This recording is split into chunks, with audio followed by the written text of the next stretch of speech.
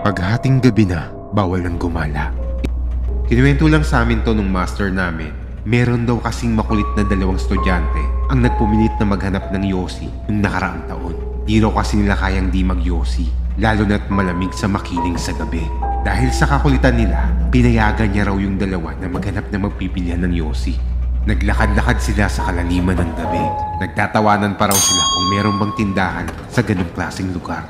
Hanggang bigla silang nakakita ng tindahan. Nung nakabili na sila, sabi nila, "Pwede po bang makisinde?" Sabi sa kanila ng tindera, wala silang pangsinde.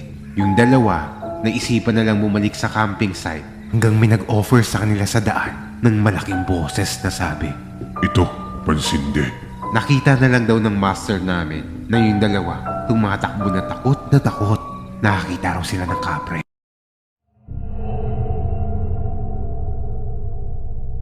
Hindi lahat ng nakikita mong estudyante sa loob ng campus nyo ay totoong tao. Baka yung iba, kaluluwa na lang. FEU alumni po ako. Isang araw, nag-usap kami ng kaibigan ko. Nakakain kami pagkatapos ng klase namin. Kaso, 7:30 PM pa ang tapos ng klase niya. Tapos ako naman, mas maaga, 6 PM. Irregular kasi kami kaya magkaibang schedule ng klase namin. Nang araw na to, nasa nursing building ang last schedule niya. Sabi ko sa kanya, nahihintayin ko na lang siya sa hallway sa labas ng room nila. Kaya matapos yung klase ko, umakyat kaagad ako ng nursing building. At ng mga oras na to, halos wala nang nagkaklase dahil nag-uwian na yung iba. Kaya nakapatay na yung ibang ilaw sa ibang mga floor. Ang makikita mo na lang na nakabukas ay yung mga ilaw mula sa room na may mga nagkaklase pa. Habang naghihintay ako, may nakita akong 3 babae na nanggaling sa kabilang building.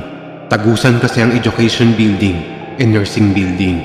Naisip ko na lang na siguro wala na silang professor kaya maaga silang natapos or maaga lang talaga silang pinalabas ng prof nila. Ang mga suot ng 3 babae na yon ay naka plain green skirt sila. Noong mga panahon na to, may checkered at plain green skirts ang uniforme ng FEU, habang kulay white naman ang ibang course tulad ng nursing, medtech at psychology. Ng araw na to, naka-checkered ako para komportable kapag umupo ako sa floor. Pagkakita ko sa 3 babae na yon, nakita ko yung mga yon na pumasok sa CR. Di ko na lang pinansin yon dahil normal lang naman na pagkatapos ng klase, pumupunta sa CR. Pero makalipas ang ilang minuto, habang nagsiselfone ako na nakayuko, biglang may dumaan sa harap ko. Nakapareho ko ng uniforme. Naka-checker din yon.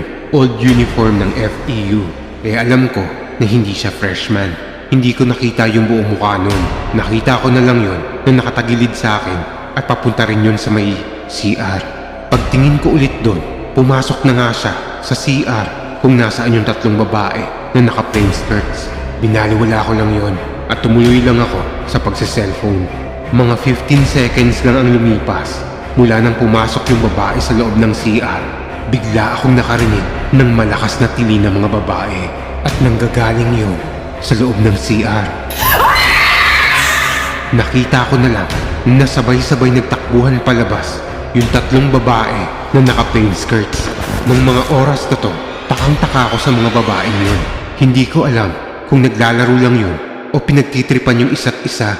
Hanggang makalipas ang ilang minuto, dito na ako napaisip na meron pang isang babae na pumasok bago magtilian yung 3 babae. Dito ko na naisip na hindi pa lumalabas yung huling babaeng pumasok. Hindi kaagad ako nag-isip ng kung ano. Naisip ko na lang na natagalan lang siya siguro dahil baka natais siya. Hanggang lumipas ang kalahating oras, hindi pa rin lumalabas yung huling babaeng nakita ko pumasok sa CR na yun. Hanggang na-curious na ako kasi halos kalahating oras na siya doon sa loob ng CR. Buti na lang may dumating na utility na maglilinis ng CR. Sinundan ko yun at iniwan niyang bukas yung pinto. Pagsilip ko sa loob ng CR, wala akong nakitang ibang estudyante doon. Dito na ako kinabahan dahil nakabantay talaga ako sa CR ng mga oras na to.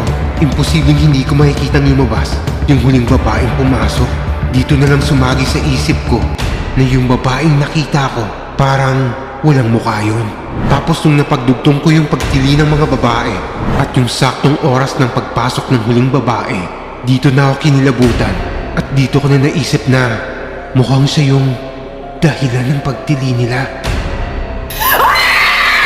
Sakto, 7:30 PM na rin. Dali-dali akong pumunta kagad sa kaibigan ko at dali-dali ko siyang niyayang lumabas. Matapos ang pangyayaring to, hindi na ako tumambay ulit sa nursing building ng FEU.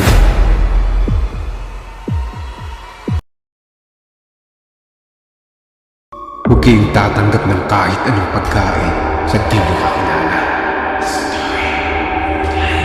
Ako si John Listro. Hapon na yun nung makarating kami sa probinsya namin at buntis ang mama ko noon.